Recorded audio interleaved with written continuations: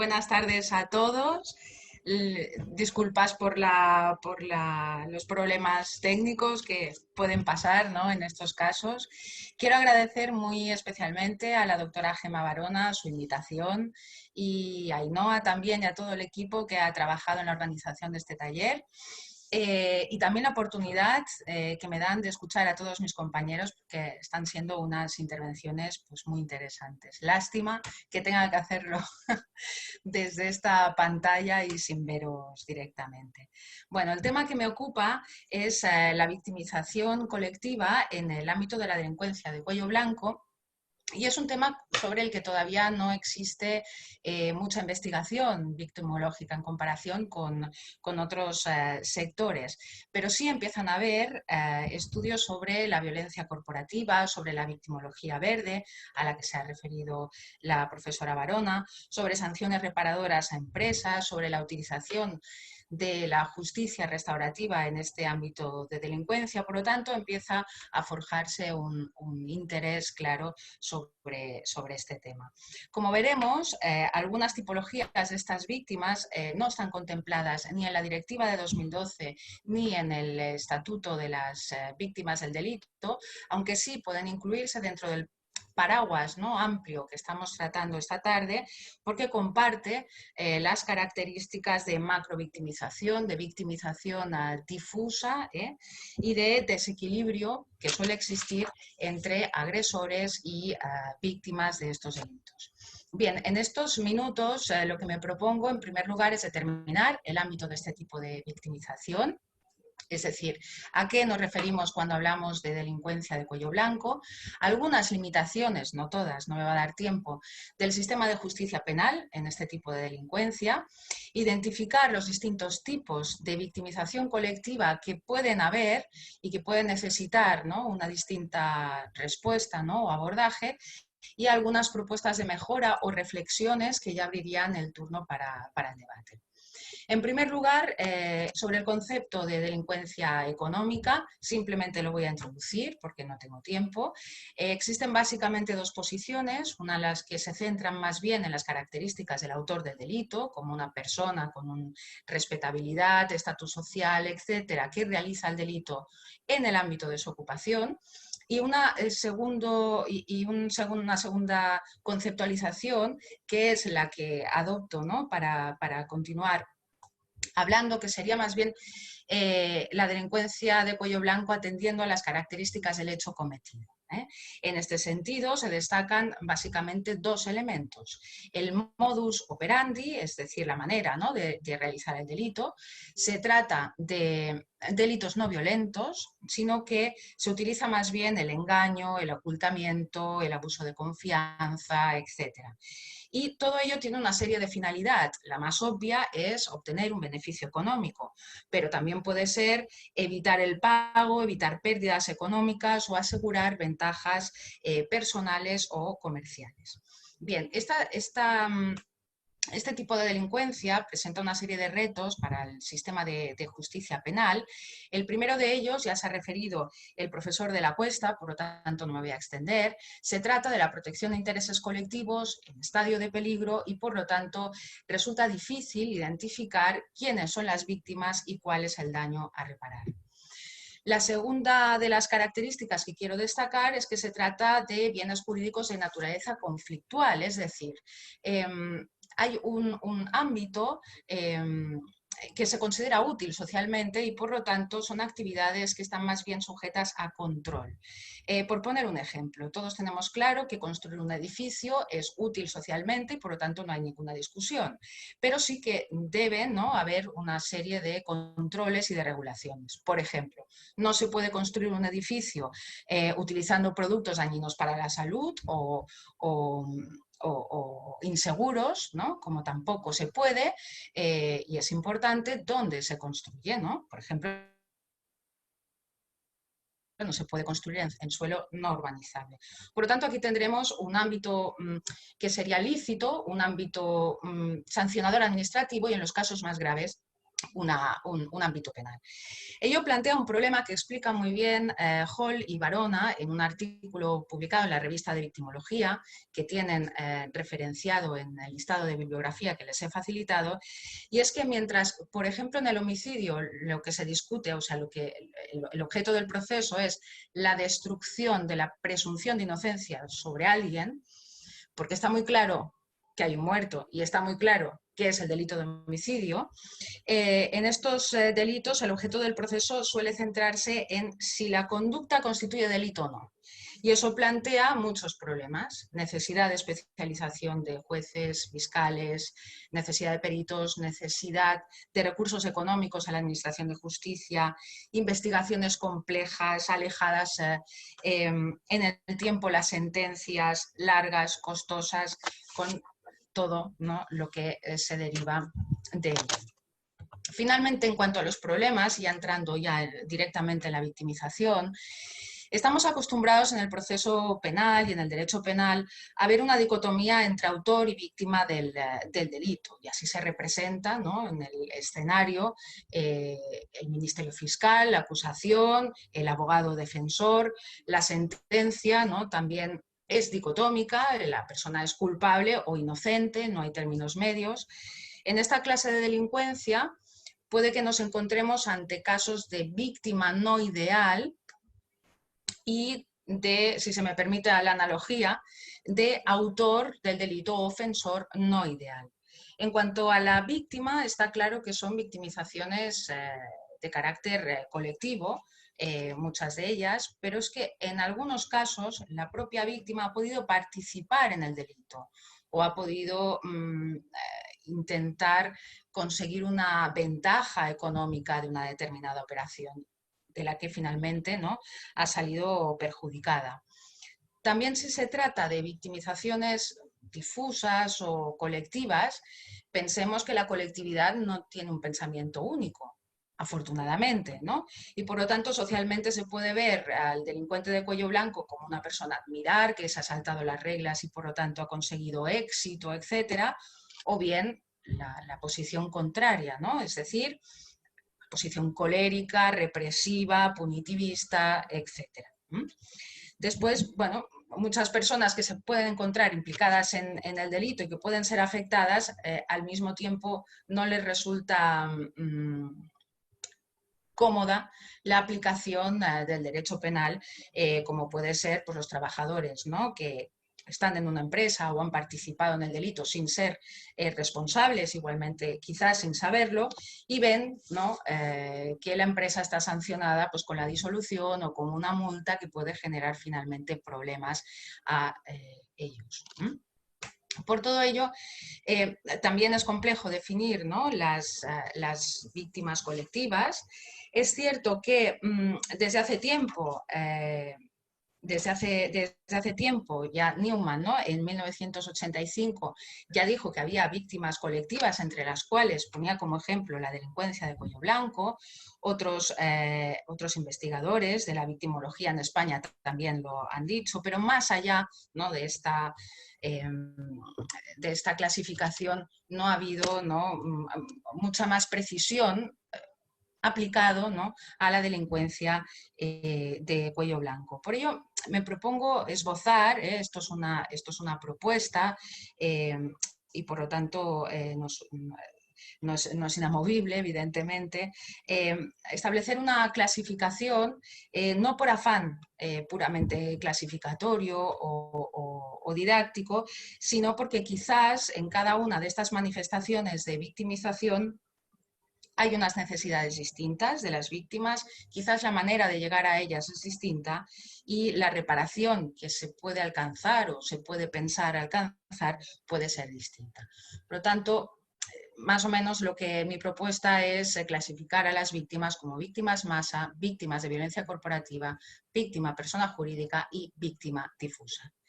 Empezando por la primera de ellas, el concepto de víctima masa lo extraigo un poco, ¿no?, de los ejemplos de estafa masa, en las que se produce pequeñas sustracciones patrimoniales o pequeñas defraudaciones, ¿no?, a personas, pero la victimización colectiva, ¿no?, y el daño provocado es muy grande. A ellas también se ha referido el profesor de la Cuesta.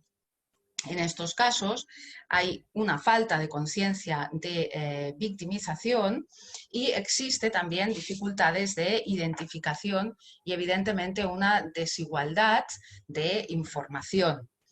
Por ello, creo que es importante la mediación y la participación de organizaciones y asociaciones que podrían ayudarnos a una mayor prevención, mayor concienciación e incluso desde hace poco pueden ostentar la representación procesal y pueden presentarse como acusación. En segundo lugar, tendríamos las víctimas de violencia corporativa. Y este campo ha sido objeto de una investigación reciente que la recomiendo, que deriva de un proyecto europeo entre una universidad italiana y otra belga.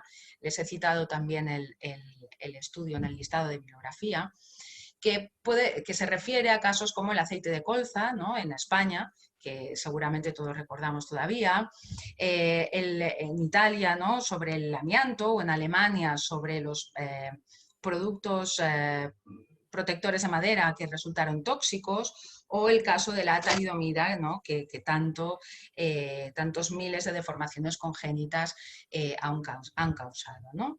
En este caso se produce un doble atentado, ¿no?, contra un bien jurídico supraindividual, que podríamos decir, pues, la comercialización de productos defectuosos, etcétera, pero también daños contra bienes jurídicos personales de gran importancia, como pueden ser la vida, ¿no?, o lesiones a miles, ¿no?, de personas. Estas víctimas sí que son altamente vulnerables y se produce un desequilibrio de poder y de información entre la información que tiene, ¿no?, el ofensor y la que puede tener las víctimas o el sistema de justicia penal.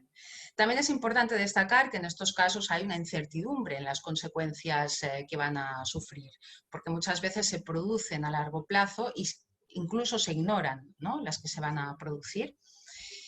Y debemos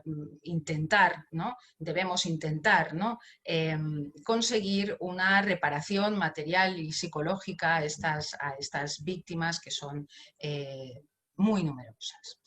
Las dificultades del proceso penal para hacer frente a todo esto son evidentes y yo creo que es necesario complementarlo con otros mecanismos, como la creación de comisiones reparadoras, mecanismos propios de justicia restaurativa, porque en muchos casos resulta difícil probar una relación causal entre el medicamento, ¿no?, o el producto y las lesiones.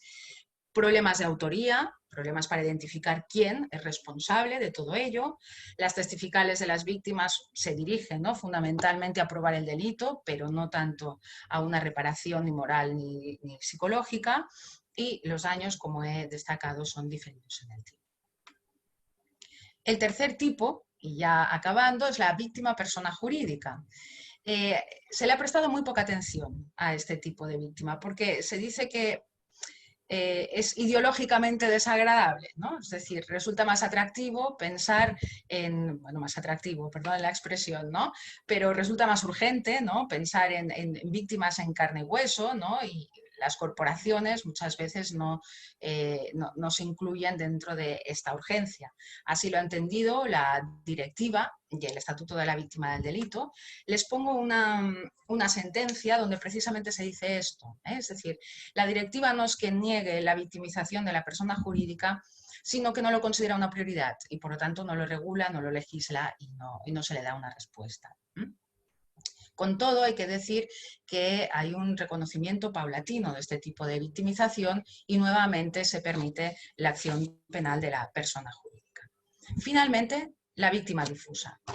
Esta es la más problemática, porque creo que hay que diferenciar, o se pueden diferenciar, dos categorías distintas. Un supuesto sería atentados, ¿no?, o delitos contra bienes jurídicos colectivos, como podrían ser delitos urbanísticos, delitos contra el medio ambiente, en los que además se produce un perjuicio que es indemnizable civilmente. Aquí lo vamos a tener más fácil a la hora de identificar afectados por el delito. Pero es que además en este amplio, ¿no?, concepto pueden existir delitos contra bienes jurídicos colectivos en los que no existan perjudicados ni personas que hay que indemnizar civilmente, como puede ser el tráfico de influencias, el cohecho, el fraude de subvenciones, etc. Es decir, ¿quién es víctima, ¿no?, de un incorrecto funcionamiento de la administración pública? Pues igual lo somos todos, ¿no? Entonces, ¿cómo identificamos o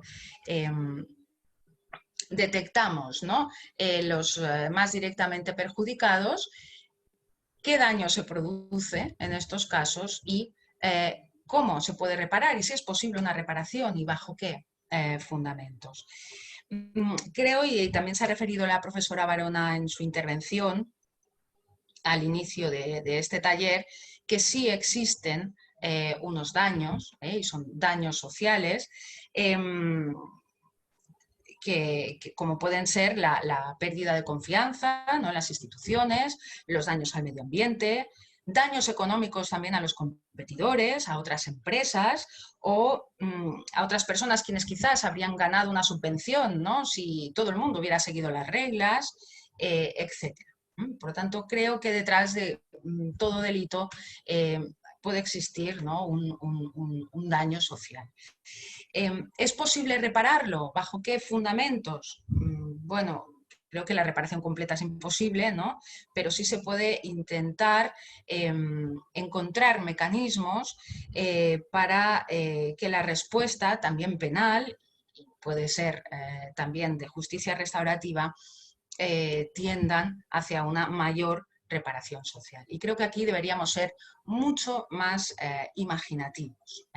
En primer lugar, utilizando sanciones penales reparadoras. De esto el profesor Nieto tiene varias publicaciones muy interesantes, ¿no?, de cómo, por ejemplo, se puede responder a un delito, ¿no?, económico cometido por una empresa utilizando sanciones restaurativas o sanciones reparadoras. Por ejemplo, trabajos en beneficio de la comunidad. Si una empresa ha realizado unos vertidos, ha provocado una serie de daños ecológicos, bien, podríamos, ¿no?, utilizar los mismos recursos de la empresa para que pudiera reparar, ¿no?, parcialmente el daño. O, por ejemplo, destinar el comiso que existe en nuestro Código Penal o la pena de multa, que no sea la que del Estado, sino articular mecanismos, quizás de justicia restaurativa, para que ese monte económico se pueda dirigir a actividades de reparación social. ¿Bajo qué fundamento también? Bien, yo creo que la reparación y la mayor o menor necesidad de pena o la mayor o menor indicio de reinserción social tienen mucha relación. Es decir, no son conceptos antagónicos. Los intereses de reparación colectiva y los intereses de reinserción van siempre de la mano, ¿no? Por eso hay un atenuante de reparación, por eso en la suspensión de la pena, en el acceso al tercer grado, en la libertad condicional, existe como requisito, criterio, satisfacer la responsabilidad civil del delito o bien la reparación. Aquí sí que el legislador debería ya por fin ceder, ¿no?, este concepto tan arcaico de indemnización civil y ampliarlo a lo que sería una reparación, cosa que permitiría que la reparación social pudiera tenerse como requisito y también como indicio de una mayor y mejor reinserción social o una menor necesidad de pena. Conclusiones no voy a hacer, son reflexiones finales que quizás abrirían el debate, diciendo que las víctimas de delitos de cuello blanco no son un bloque monolítico, creo que existen, ¿no?, diversos tipos, con diversas necesidades y diverso reconocimiento jurídico, que los intereses de reparación del daño y necesidad de pena o reinserción no son intereses contrapuestos, sino complementarios, que es necesario un acercamiento de la reparación y de la respuesta al delito, al daño producido, y que las previsiones, y esto vendría a ser ya la provocación, las previsiones del Código Penal de la parte general, como pueden ser el atenuante de reparación, o los requisitos para suspender la pena, tercer grado, libertad condicional, tienen vocación de universalidad. Es decir, no entiendo muy bien, ¿no?, cómo los delitos tradicionales, ¿no?, se puede reparar civilmente el daño, pero en otros ámbitos una reparación social no se contempla cuando quizás podría ser posible. Y finalmente me parece muy importante la complementariedad del sistema de justicia penal con la justicia restaurativa, que puede ofrecer muchas oportunidades para llegar a sitios donde la justicia penal quizás no puede o quizás tampoco está llamada a responder. Nada más y muchas gracias por su atención. Quedo a vuestra disposición para cualquier pregunta, reflexión, comentario que les pueda ser de utilidad. Gracias.